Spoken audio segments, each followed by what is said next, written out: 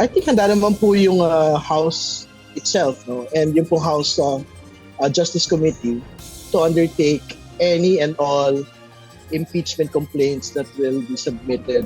Sakali ngang matuloy ang paghahain ng impeachment complaints laban kina Vice President Sara Duterte at Pangulong Ferdinand Marcos Jr., handa ang Kamara na aksyonan ito. Yan ang paniniwala ni Bicol Saro Party List Representative Terry Ridon, chairperson ng House Committee on Public Accounts at miyembro rin ng House Justice Panel. Sa gitna ito ng ulat na may mga individual nang naghahanda na ireklamo si PBBM dahil sa umano'y mali at abusong paggamit sa mga nakalipas na pambansang pondo na naging ugat ng malawakang korupsyon sa mga proyektong kontrabaha ng pamahalaan. Pero para kay Congressman Ridon, walang basis para sampahan ng reklamong impeachment si PBBM. Taliwas ito sa paniwala ng kapwa kongresistang si House Deputy Minority Leader at ACT Teachers Party List Representative Antonio Tino. Tingin ko wala pang matibay na batayan para magkaroon po ng impeachment complaint against the President kung ang magiging batayan ay yung pagkakaroon po ng unprogrammed appropriations. Firstly, the unprogrammed appropriations had been there since 1989.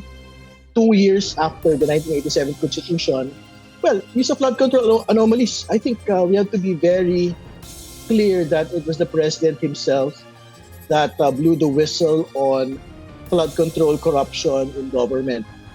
May nakikita tayong pwedeng grounds ng impeachment. No?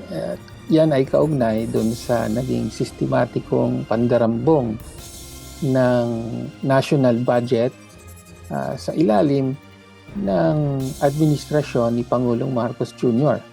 Diba? Tapos, hindi lang yon, merong unprogrammed appropriations na inabuso dito sa flood control scandal na direktang responsibilidad ng Pangulo at higit sa lahat, merong mga seryosong aligasyon na binayaran ng kickback ang Pangulo mismo at ang kanyang kabinete. Patuloy namang umaasa ang dalawang mambabatas na maglalabas ng paborableng desisyon ng Korte Suprema sa motion for reconsideration ng Kamara.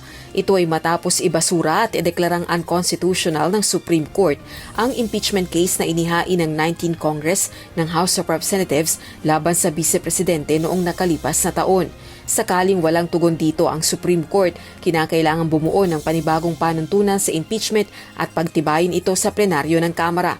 Ipinauubaya naman na ng Malacanang sa Kongreso kung ano ang magiging hakbang nito sa anumang impeachment complaints na ihahain sa Kamara. Alam po nating lahat na ang mga mambabatas ay binoto dahil sila po ay may puso, may talino, at may konsensya. Alam nila ang tama at mali.